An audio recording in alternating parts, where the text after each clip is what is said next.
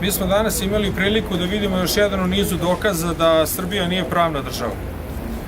Ovaj sud koji se nalazi iza mene je Ustavni sud proglasio neustavnim jer je rekao da nije sud. Zabranjeni su Ustavom Republike Srbije preki, vanredni i privremeni sudovi. Iz tog razloga ovaj sud nikakvog osnova nije imao da mene danas pozove na bilo kakvu odgovornost niti da mi sudi, kao predsedniku Vojnog sindikata Srbije.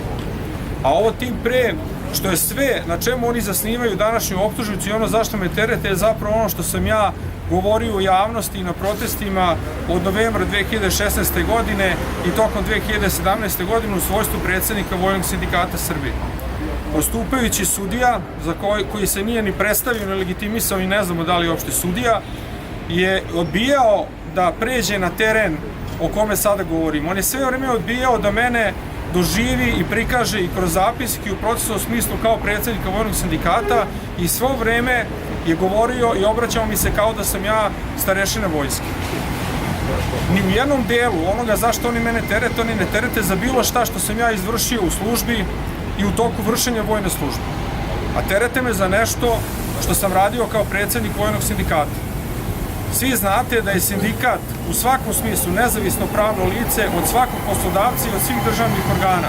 To potvrđuje i rešenje samog ministra odbrane doneto 2015. godine u kome se kaže da je Vojni sindikat Srbije postao reprezentativan. A jedan od uslova da sindikat bude reprezentativan da je nezavisan od svih državnih organa i institucija. Dakle, postavljamo jedno ozbiljno pitanje. Kako je moguće da je sud koji nije sud bilo kome u Srbiji sudi? A da stavimo na stranu ponašanje i odnos tog istog suda. Oni prvo nisu ni stolice obezbedili za nas koji smo došli kao procesne stranke, a da ne govorimo dalje o tome kako su se ophodili prema vama kao medijima i prema građanima koji su došli ovde u svojstvu javnosti.